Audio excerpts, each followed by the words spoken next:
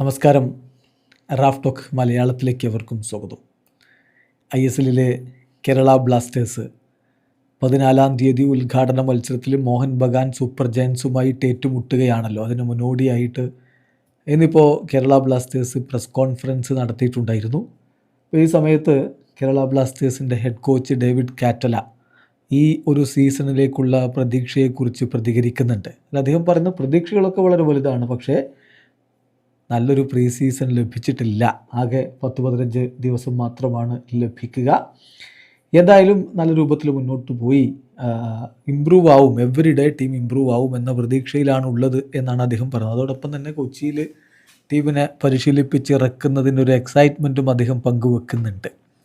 അദ്ദേഹത്തിൻ്റെ വാക്കുകൾ നമ്മൾ ആദ്യം നോക്കുകയാണ്. അദ്ദേഹം പറയുന്നു, എക്സ്പെക്റ്റേഷൻ എന്താണെന്ന് വെച്ചാൽ ടീം ബെസ്റ്റ് പെർഫോമൻസ് കാണിക്കുമെന്ന് തന്നെയാണ്.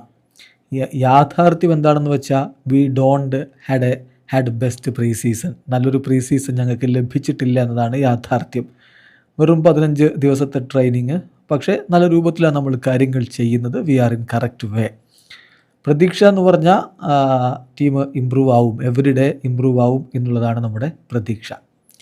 പിന്നെ എന്നെ സംബന്ധിച്ചിടത്തോളം ഇതൊരു വലിയ പ്ലഷറാണ്. ഇവിടെ കൊച്ചിയിൽ എനിക്ക് ഇതുവരെ JLN കൊച്ചിയിൽ ടീമിനെ പരിശീലിപ്പിച്ചിറക്കി അത് ആസ്വദിക്കാൻ പറ്റിയിട്ടില്ല. ഞാൻ ഓർക്കുന്നു, അബിക്കുമായിട്ടും കരോലിസുമായിട്ടുമൊക്കെ ആദ്യ സമയത്ത് നടത്തിയ കോൺവെർസേഷനിൽ അവരിത് മെൻഷൻ ചെയ്തിരുന്നു. ആ ഒരു റിയൽ പ്ലഷർ എന്ന് പറയുന്നത് ഇവിടെ കളിക്കുന്നതാണ് എന്ന്. ഏതായാലും it means a lot four players എന്നുകൂടി ഇപ്പോൾ കേരള ബ്ലാസ്റ്റേഴ്സിൻ്റെ കോച്ച് പറയുന്നുണ്ട്.